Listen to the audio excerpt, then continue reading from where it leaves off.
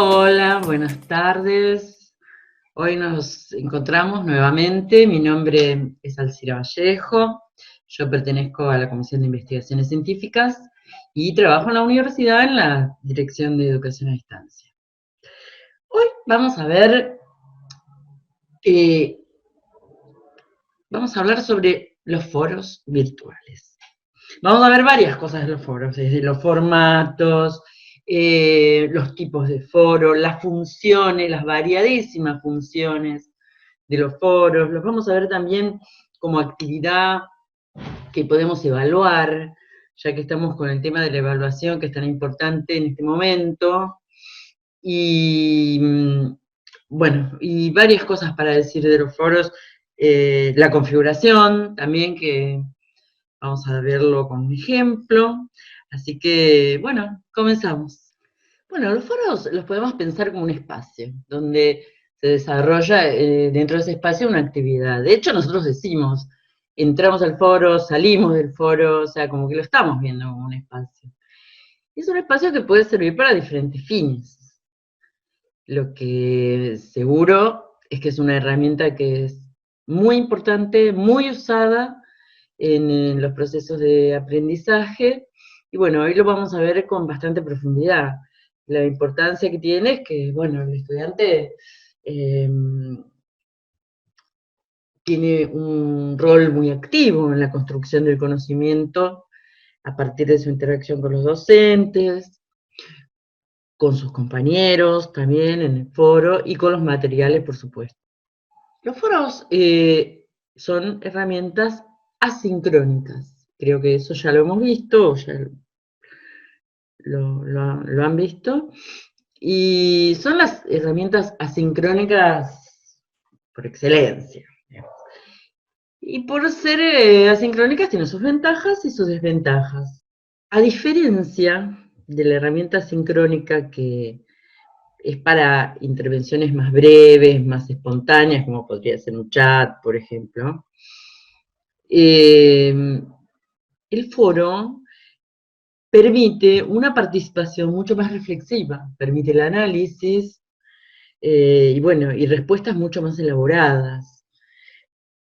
Justamente por no ser sincrónica, también permite flexibilidad en los tiempos de realización, porque los alumnos pueden participar en el momento que deseen.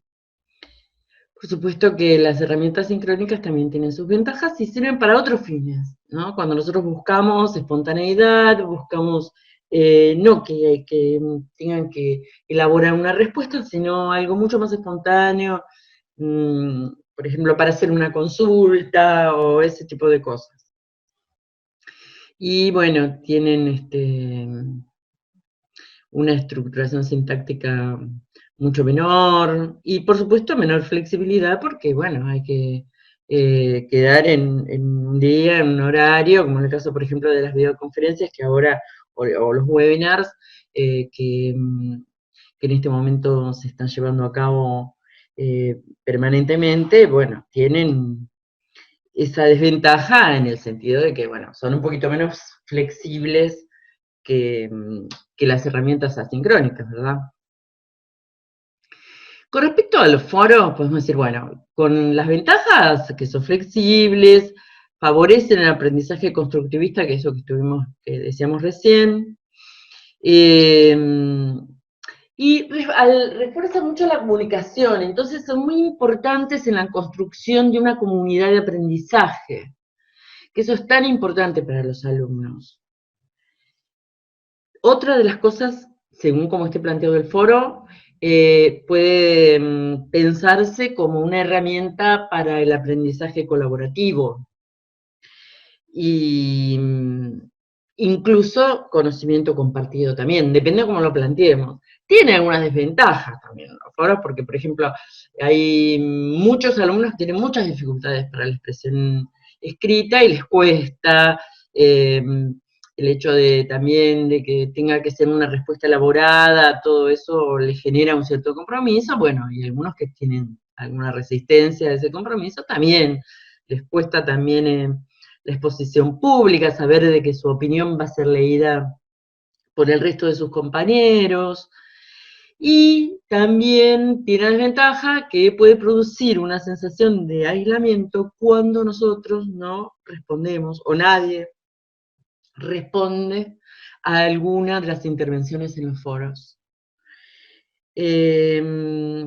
Por supuesto que una de las desventajas también es la ausencia de comunicación no verbal, porque, bueno, la expresión, la entonación, lo que decíamos recién, eso, bueno, en un foro no lo vamos a tener. Y ahora sí, comenzando con la cuestión de los foros como una herramienta dentro del aula, lo vamos a pensar y lo vamos a planificar, ¿no es cierto? Nosotros debemos primero identificar los objetivos. ¿Para qué vamos a plantear esa actividad? Pensándolo como actividad, no tanto como herramienta de comunicación, que eso sí ya es más sencillo porque uno dice, bueno, pongo un foro de dudas y es para que planteen si tienen alguna duda, por ejemplo, bueno, eso es otra cosa. Pero cuando nosotros lo planteamos como actividad, entonces, bueno, tenemos que ver cuáles son los objetivos, de acuerdo a eso, de acuerdo a los objetivos, vamos a ver qué tipo de foro conviene más. Ya dijimos que hay varios formatos de foros y, bueno, cada uno, digamos, favorece determinado tipo de funcionamiento del foro. Y eso está ligado a los objetivos que nosotros nos hayamos impuesto, ¿no? Eso lo vamos a ver uno por uno en Moodle, aulas web o el entorno que ustedes están utilizando, si es una adaptación de Moodle. Nosotros vamos a tener 4 tipos de foros, 4 formatos de foros. Después vamos a ver otros 2 que en realidad, bueno, los vamos a considerar aparte. Pero cuando nosotros nos planteamos la creación de un foro, nos vamos a encontrar con que podemos elegir entre 4 formatos diferentes. El foro general, o también que se llama con formato de blog, que es lo mismo que un foro general. O sea, en realidad hay 5 formatos, pero el de blog es un foro general, lo que pasa es que estéticamente la presentación es distinta, el diseño, pero es un foro general. El de debate sencillo, después el en el que cada persona puede iniciar un tema, y el de preguntas y respuestas. Después vamos a ver también aparte el foro de novedades y los foros para docentes. El uso general es el más común, pero bueno, depende para qué lo vayamos a usar. Los estudiantes pueden iniciar temas, responder a los docentes, a sus compañeros, tienen todas las libertades en el foro general. Pueden intervenir las veces que deseen, salvo que nosotros pongamos un límite a la cantidad de intervenciones que pueden tener. Eso se puede hacer.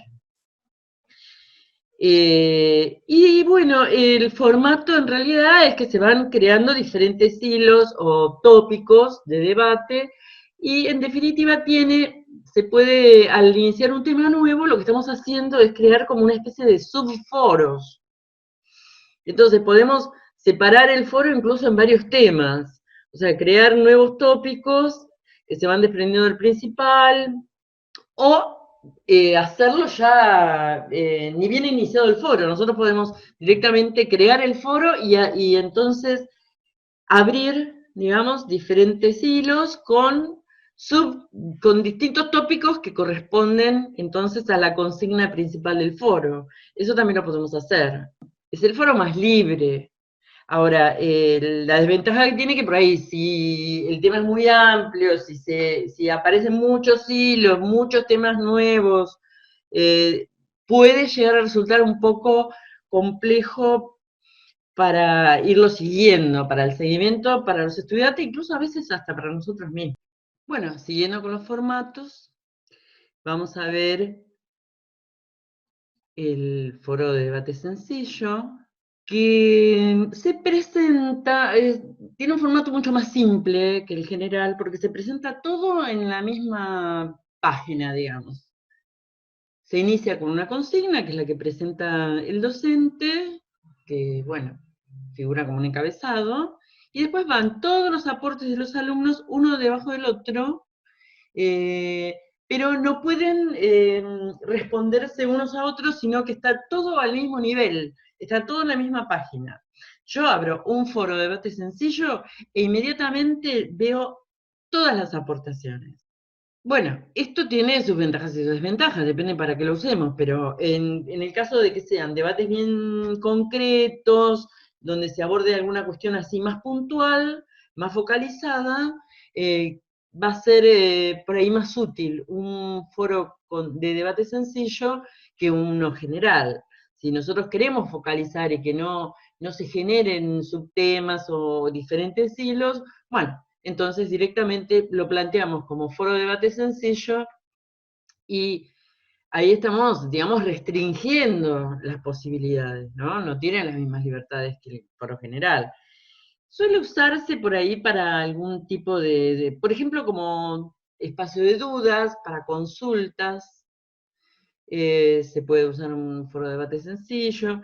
Para las presentaciones, después vamos a ver un poco más sobre el foro de presentación, pero bueno, es muy común usar como foro de presentación este formato de debate sencillo.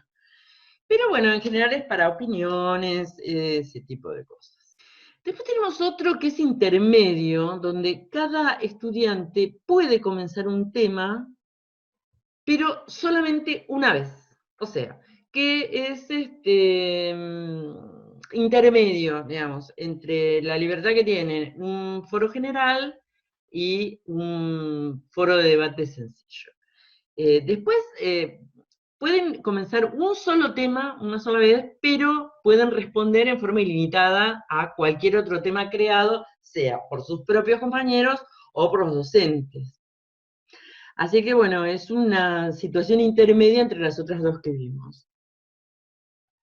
Ahí, bueno, ¿para qué puede servir? Depende eh, cómo hayamos pensado la actividad, ¿no? Pero podría ser, por ejemplo, donde se les pide a los estudiantes que cada uno en particular haga su propia aportación y que después entonces todos los demás opinen, todos los demás les respondan. Podría ser una cosa así.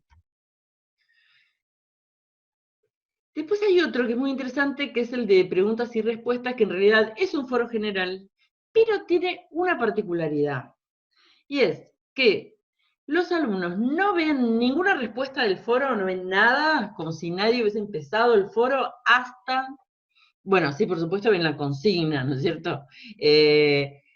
Hasta después de haber hecho su aporte, o sea, después de haber participado, recién ahí es como que el foro se abre y pueden ver las participaciones de sus compañeros. No solo verlas, sino que también pueden responder, pueden intervenir, participar en cualquiera de los hilos que se hayan generado.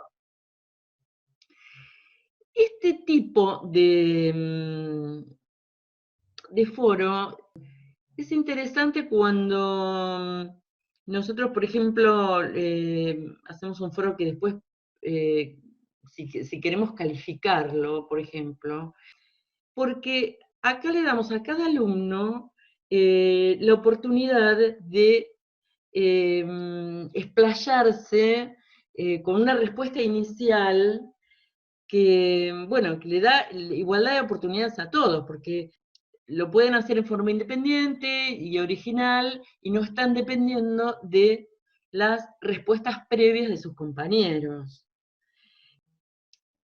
Esto, por ejemplo, es útil cuando, si nosotros planteamos, supónganse, un foro donde la consigna es que analicemos un texto, supongamos. Una teoría o no sé, alguna postura de algún autor. Y lo que suele pasar es que los primeros que participan, digamos, pueden explayarse en las respuestas, digamos, las cuestiones principales que está planteando la consigna, y después los otros quedan como que, bueno, ya no hay más nada que decir. O sea, les da una ventaja a los primeros que participan, y después ya es como que el tema se va agotando, sobre todo si son muchos alumnos. Y bueno, y los otros ya es como que se quedan sin nada para aportar, o sienten por lo menos que no pueden aportar más nada, que ya está todo dicho. En cambio, de esta manera, por lo menos al inicio, nosotros nos garantizamos que cada uno de los alumnos pueda eh, iniciar en pie de igualdad, digamos, una participación sin tener ningún tipo de influencia del resto de sus compañeros. Así que es una opción que es interesante para plantearla. No es un formato muy usado, pero realmente creo que puede llegar a ser muy útil en ese sentido, ¿no? Y bueno, con respecto a lo que decíamos del foro de novedades y el foro para profesores, el foro de novedades es ese que se genera automáticamente cuando nosotros abrimos un aula. Nosotros creamos un aula, lo primero que aparece es el foro de novedades, pero en realidad no es un foro, porque los únicos que podemos tener intervenciones ahí somos los docentes.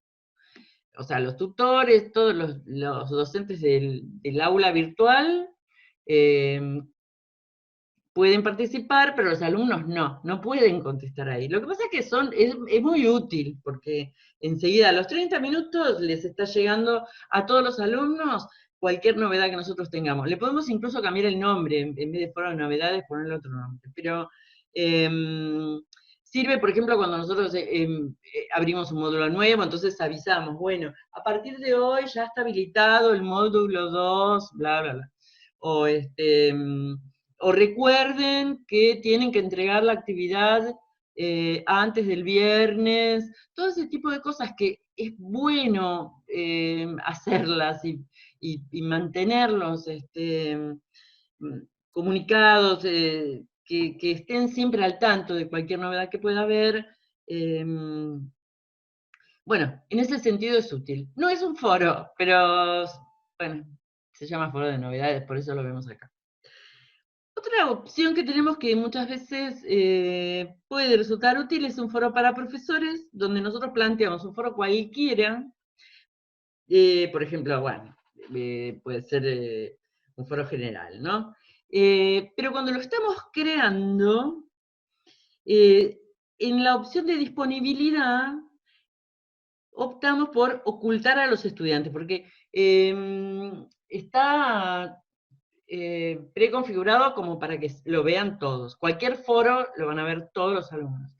Entonces tenemos que cambiar la opción para ocultar a los estudiantes y así directamente nosotros podemos tener un foro para los docentes, que hasta incluso para intercambio de materiales, porque en los foros podemos subir archivos, podemos adjuntar archivos, así que para cuestiones de coordinación, bueno, para estar más en contacto podemos hacer un foro en cualquier lugar del curso, total no lo va a ver nadie, y bueno, no van a ver los alumnos, y entonces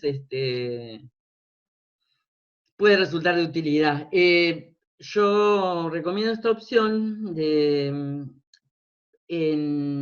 la disponibilidad, poner ocultar a los estudiantes, porque si no también la otra opción es directamente el ojito, cerrar el ojito como para que no se vea, que no lo ve nadie. Los alumnos directamente no van a ver nada, no van a ver que ahí hay algo con el ojito cerrado, el ojito que está a la derecha, ahora después cualquier cosa se lo muestro. Pero tiene un problema eso. Si nosotros lo ponemos así, los docentes lo van a ver, pero lo ven con un tono más claro y realmente a veces resulta muy dificultoso porque no se ve bien. O sea, se puede abrir el foro, se puede participar y todo, pero aparece en un color gris claro que la verdad que es bastante difícil de ver. Así que yo lo que recomiendo es directamente esta opción de foro para profesores y que se ve bien, y no hay ningún problema. Cuando queremos crear un foro, tenemos que tener en cuenta los diferentes tipos de foros que nos podemos plantear, aparte del foro propiamente dicho, o sea, el foro de debate. Vamos a ver según la función que tengan, bueno, tenemos el foro de debate, que es el más común, ¿no es cierto?, donde nosotros proponemos con una consigna clara algún tipo de controversia, opiniones sobre un texto, sobre un autor, comparaciones, por ejemplo, entre diferentes materiales que ya les hayamos compartido, críticas, planteos, bueno, y es infinito. Después estaban los foros de consulta, que son mucho más sencillos, y que además pueden tener distinto tipo de modalidad, porque depende. Las consultas pueden ser, por ejemplo, en el aula generalmente hay algún tipo de foro de consultas administrativas. También pueden ser consultas técnicas, por ejemplo, en cuanto al manejo de las herramientas del aula, o algún tipo de, no sé, alguna consulta relacionada con tiempos, inscripciones, bueno, ese tipo de cosas. Bueno, después consultas de tipo académico, como por ejemplo, o de contenido, digamos, les damos un material para que lean, para que analicen, para que estudien, y podemos poner un foro como para que si hay dudas sobre alguna cuestión que puedan no comprender bien eh, del material mismo, bueno, ahí también podría ser entonces un foro de dudas, pero respecto del contenido.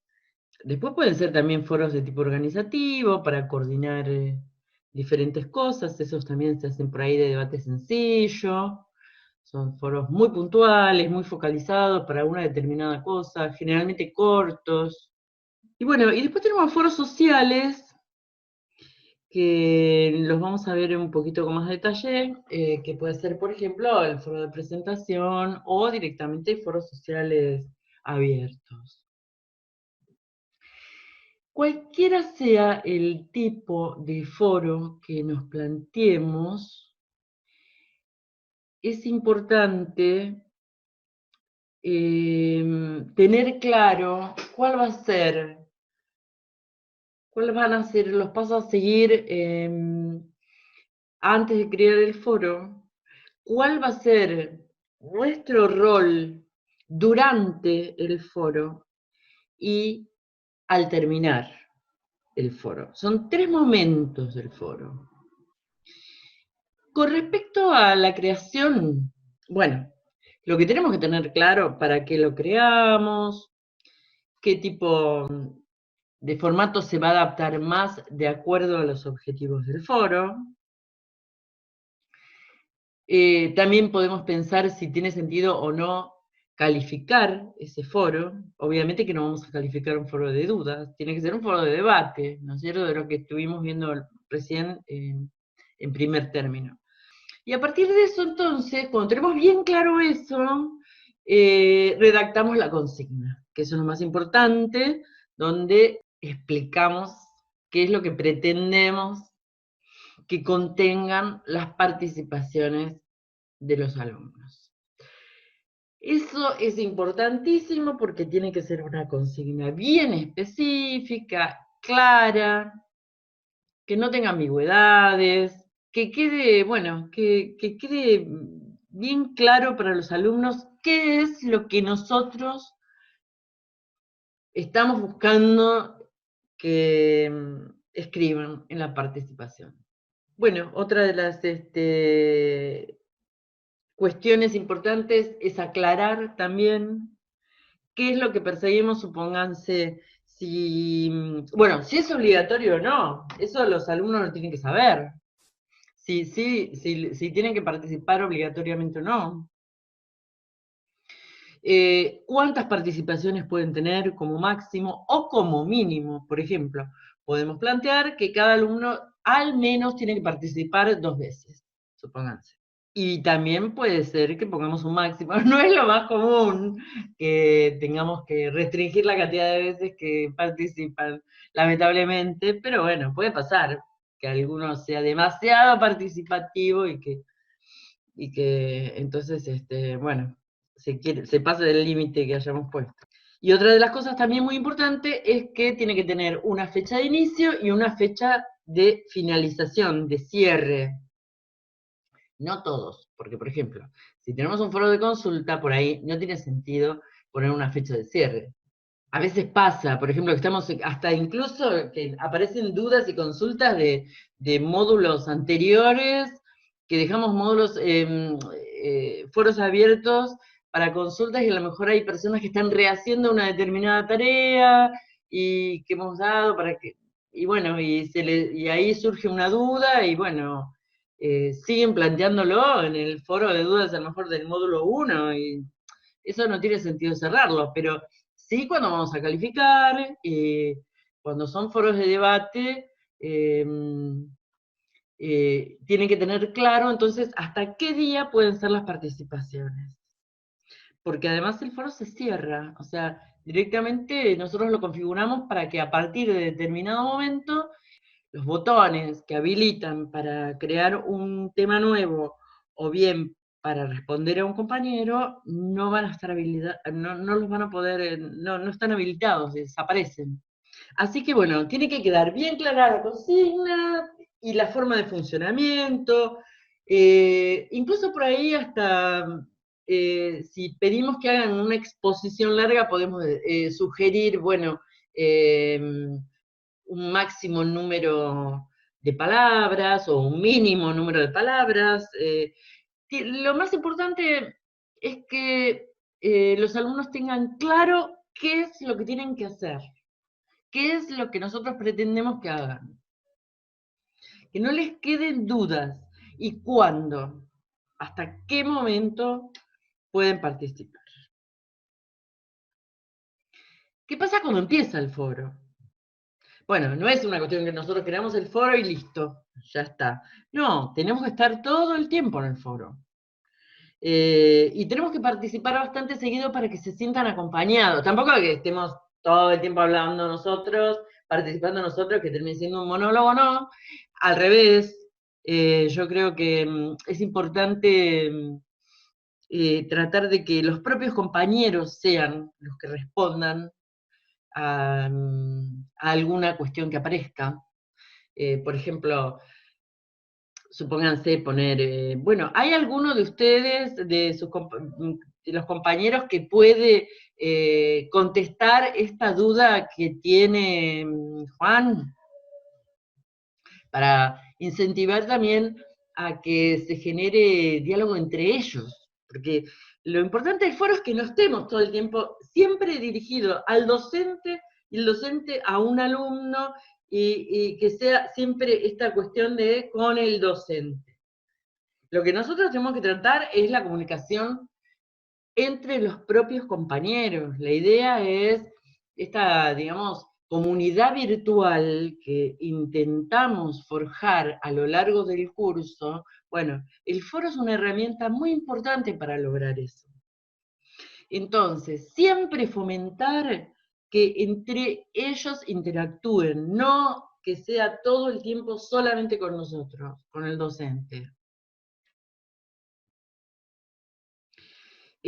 Bueno, otra de las cosas del rol que podemos tener es que si se va mucho de tema, eso suele pasar, que por ahí se pone a discutir otra cosa que no tiene nada que ver con la consigna, entonces bueno, el rol nuestro, por eso también tenemos que estar permanentemente entrando al foro, porque para que no pasen estas cosas.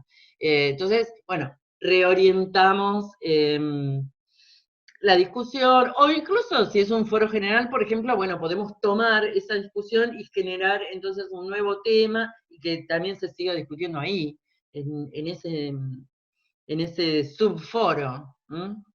Bueno, en todo momento tratar de, por supuesto, fomentar la participación de todos los alumnos, ¿no? Sobre todo en los casos en que la participación no es obligatoria. Los foros obligatorios, bueno, tendrán que participar, pero si no, es importante que nosotros también incentivemos esa participación.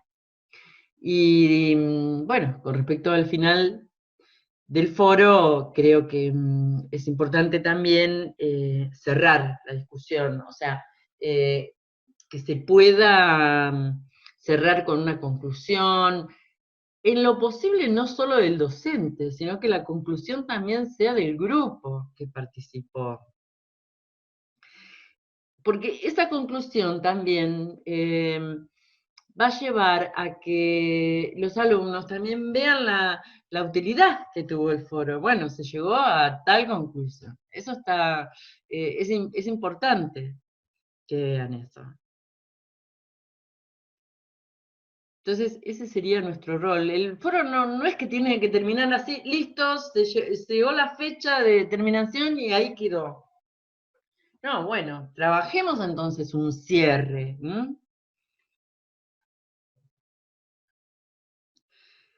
Bueno, y otra de las cuestiones que quería mostrarles antes de ver un poco la configuración de los foros, que lo vamos a ver con un ejemplo, es el caso de los foros sociales.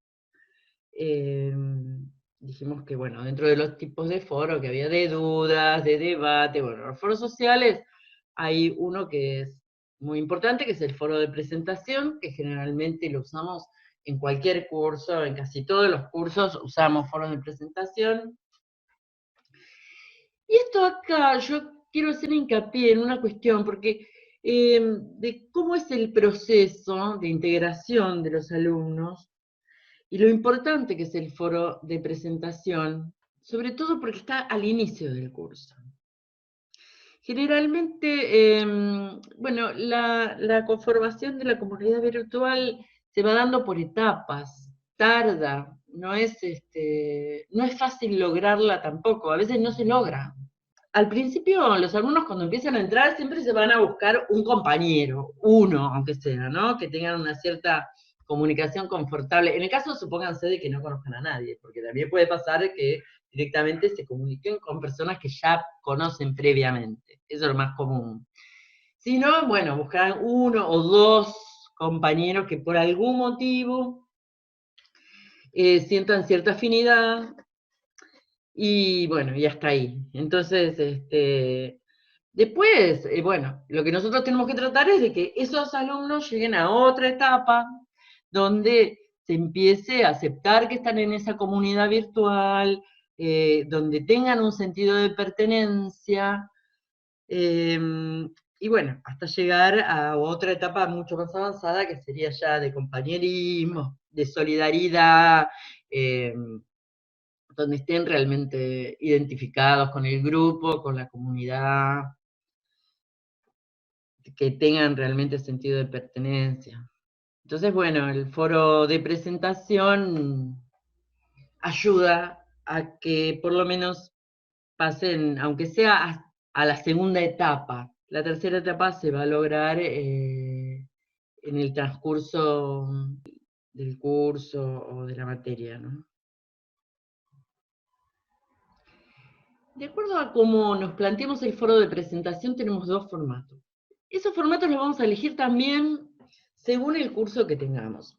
Uno de ellos es el formato de debate sencillo, ¿no es cierto? Nosotros ponemos una consigna, invitamos a participar, compartir una información básica como el nombre, la edad, el lugar de trabajo, el lugar de residencia.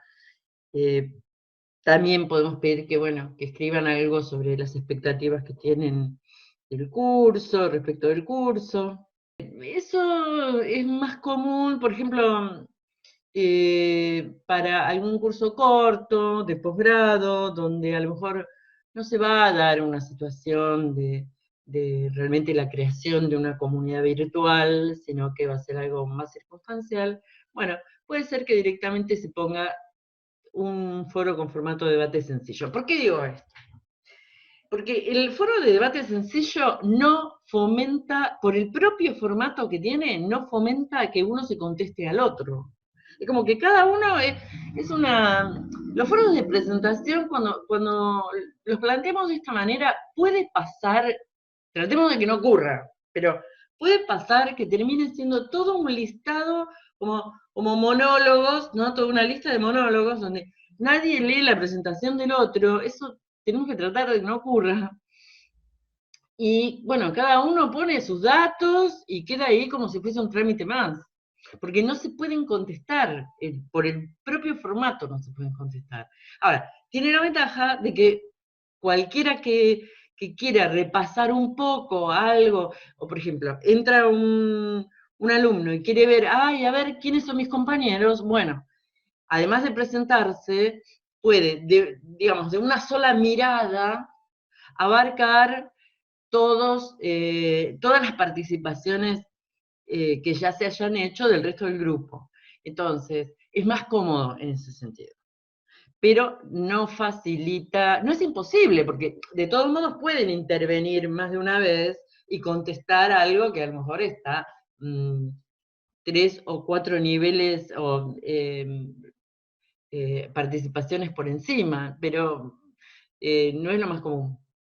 Entonces, cuando se requiere simplemente una presentación con los datos, bueno, se hace eso, un foro de debate sencillo y con eso es lo que resulta más práctico.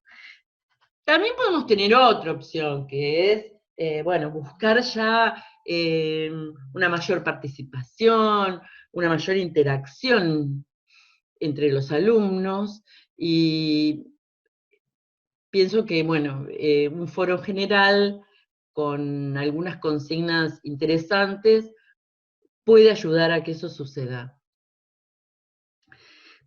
Por ejemplo, podemos empezar con un juego interactivo, como de preguntas y respuestas, algún tipo así, algún tipo de elemento de gamificación, como eso es encontrar el tesoro, o esas cosas así. Mm, o, por ejemplo, incluir videos musicales, porque en el foro pueden subir, incrustar videos de YouTube, pueden subir fotos, audios, eh, pueden hacer los propios videos, pueden grabar video directamente. Entonces, bueno, eso hay que aprovecharlo. Y entonces decir, bueno, a lo mejor pedirles que si quieren suban alguna foto de su familia, de su ciudad, que les encanta eso, que ponen fotos de la ciudad donde viven, o bueno, alguna cosa que genere o que permita después interacción entre ellos. Una vez, por ejemplo, en la Facultad de Ingeniería habíamos planteado eh, que pusieran videos, que eligieran videos de YouTube de su preferencia, algo que los identifique. Empezaron a poner, todos ponían videos de fútbol. Entonces, obviamente cada uno de su equipo. Entonces se empezó a generar todo un debate motivado por la cuestión del fútbol, eh, que se hicieron así varios bandos, y qué sé yo, pero muy interesante porque fue muy ameno el foro y realmente entraron en confianza, fue muy, muy, muy linda la experiencia. No lo generamos nosotros porque eso surgió solo que empezaron a poner videos de fútbol. Pero podría ser, por ejemplo, plantearles también que pongan un video o que suban un video de YouTube con la música que más les guste, o no sé. Bueno, ahí puede ser, pero cantidad de ideas que pueden llegar a resultar más interesantes. Y esta cuestión de que se puedan responder unos a otros, ¿no? Fundamentalmente. Así que bueno, hay que tener presente esto, ¿no? Que el foro de presentación es importante para, para que se sientan acompañados, para que empiecen a conocerse. Es una herramienta importante realmente. Y otra de las herramientas que podemos usar o no es directamente el foro social que solemos llamar bar o cafetería, café, que directamente creamos un foro. Generalmente se usa un foro general con un formato de foro general. Y bueno, y son foros informales que pueden participar, obviamente que es optativo, y simplemente para abordar temas sociales, temas que por ahí no tienen nada que ver con la materia, con el curso. Eh, podemos participar nosotros también como docentes, porque si no les cuesta empezar a participar en estos foros. Podemos a lo mejor subir nosotros algunas, no sé, algunas fotos, por ejemplo, no sé, contar alguna anécdota, algo que sea un poco más, más informal, como para incentivar a que participen. Y realmente no está de más ponerlo. Hay que aclarar, de todos modos, en la consigna de ese foro en qué consiste, para qué está, ¿eh? Que les quede claro que ahí pueden conversar con toda libertad sobre cualquier tema, ¿no? Ahora vamos a ver un poco la configuración de un foro y bueno, y ya terminamos con eso. Acá ya puse activar edición, agregar un recurso o actividad, elegí foro y se abrió entonces esta ventana donde tengo que elegir todas las características para crear. Sí o sí tiene que tener un nombre y acá una descripción. La descripción puede aparecer en la página general, o sea, en la página principal del curso, o bien cuando los alumnos pinchan donde dice foro, abren, digamos, el foro y recién ahí aparece la descripción. ¿Qué es la descripción? La descripción es la consigna.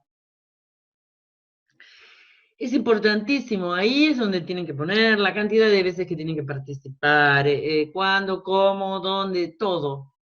Y por supuesto, si es un foro de debate, bueno, ¿qué es en qué tiene que consistir la participación de cada uno? Así que, bueno, la descripción es muy importante. Si tildamos acá, bueno, otra cosa también interesante es que nosotros, si apretamos acá en esta flechita, que vamos a tener más opciones en el editor de texto, esto vale para cualquier situación en la que aparezca el editor de texto, vamos a tener también la posibilidad, por ejemplo, de directamente grabar un audio. Esto también podemos hacerlo en cualquier intervención nuestra en el foro. Directamente podemos intervenir con un audio. Muchas veces pasa que es más fácil. O acá o también graba directamente en MP4 un videíto cortito. También podemos hacer eso, mandar un videíto. Pero no nos olvidemos que tenemos muchas posibilidades en nuestras intervenciones en los foros y estas mismas posibilidades las tienen ellos. Bueno, acá es la cuestión de elegir el tipo de foro, nosotros ya lo planificamos, ya sabemos cuáles son los objetivos del foro y por lo tanto cuál es el formato que más nos conviene. Y aquí están entonces los formatos que habíamos visto hoy. Bueno, en este caso, por ejemplo, dejamos foro general. Y después, ojo, acá también hay una cuestión, tamaño máximo del archivo, adjunto. Nosotros, por ejemplo, le podemos poner 20 megas, o sea, el archivo adjunto que pueden subir los alumnos, porque nosotros les podemos pedir, por ejemplo, que suban, supónganse que les pedimos que hagan un esquema no sé, de algún procedimiento, de lo que fuere, que le saquen una foto con el celular y que la suban. La cantidad de archivos adjuntos, bueno, esto también no tenemos por qué limitarlo porque a lo mejor un trabajo lo pueden subdividir en varios archivos, como por ejemplo varias imágenes. Podemos tener también la posibilidad de mostrar el número de palabras. Y acá hay algo también importante que es la modalidad de suscripción y los rastreos de lectura. Si vamos a hacer un foro general, yo aconsejo fuertemente rastreo de lectura, porque va a aparecer en amarillito, así un color medio fluo, la cantidad de mensajes que haya, que cada participante tenga sin leer, incluidos nosotros los docentes. Yo suscripción de los foros, yo lo pongo siempre forzosa para los alumnos. O sea, que a ellos les va a llegar cualquier intervención que tenga alguno de sus compañeros en el foro, les va a llegar la notificación y bueno, y van a estar suscritos. Bueno, con respecto al bloqueo del foro, habíamos dicho que los foros le tenemos que dar una finalización. Entonces, desde aquí podemos decir, bueno, bloquear directamente el foro, que no se pueda seguir participando a partir de, por ejemplo, un día de inactividad. Nosotros lo que podemos hacer es no bloquearlo y después que demos por terminado el foro, editamos los ajustes del foro y ponemos entonces, por ejemplo, un día, damos un día más y ya al día siguiente se va a bloquear. Esa es, digamos, una forma práctica de bloquear el foro en determinado momento. A veces también conviene bloquearlos, porque podemos dar el foro por terminado y no bloquearlo. Eso también, eso es lo más común. Digo, bueno, hasta tal día, ¿no? Incluso tenemos posibilidades, si vamos a calificar, bueno, de calificar desde tal día hasta tal otro. Y después también tenemos la posibilidad de bloquear a los participantes de acuerdo a la cantidad de participaciones que tuvieron en un determinado día. Por ejemplo, pónganse para un día, bueno, entonces, umbral de mensajes por día, bueno, 2. O sea, los participantes no pueden tener más de 2 participaciones por día. Esto no es un juego, bueno, pues que tengan un grupo muy participativo que se tenga que restringir la participación. Eso va a aparecer una tendencia, por ejemplo, si ustedes ponen 4 participaciones por semana, o por día, lo que fuere, cuando va para la participación 3, ya le va a aparecer una advertencia, por ejemplo, ¿no? A cada uno que se esté acercando al límite, avisando que ya no va a poder participar, o sea, que le queda una sola participación, por ejemplo, ¿no? Pues acá tenemos, nosotros podemos, ya que el foro es realmente una actividad, lo podemos plantear como una actividad, entonces también podemos calificar. Nosotros entonces tenemos, en este caso no están habilitadas las categorías, no habilitadas las y por lo tanto no tenemos habilitada la calificación para aprobar. Esto tiene más que ver con el libro de calificaciones. Vamos a ir acá, y bueno, esto después va a aparecer acá, todos los roles de los miembros, digamos, del equipo docente que van a poder calificar, en general son todos. Y bueno, y aquí entonces vamos a tener qué posibilidades tenemos de calificar. De acuerdo a esto podemos tener, por ejemplo, un promedio de las calificaciones, o directamente el número de calificaciones, porque tiene que ver con el número de participaciones. Y si no, bueno, la calificación máxima, la calificación mínima, o si no, por ejemplo, sumarlas todas. Esa también podría ser medio semejante a lo del promedio, da otro número, pero sería más o menos lo mismo. Pero pongamos un promedio de calificaciones, por ejemplo.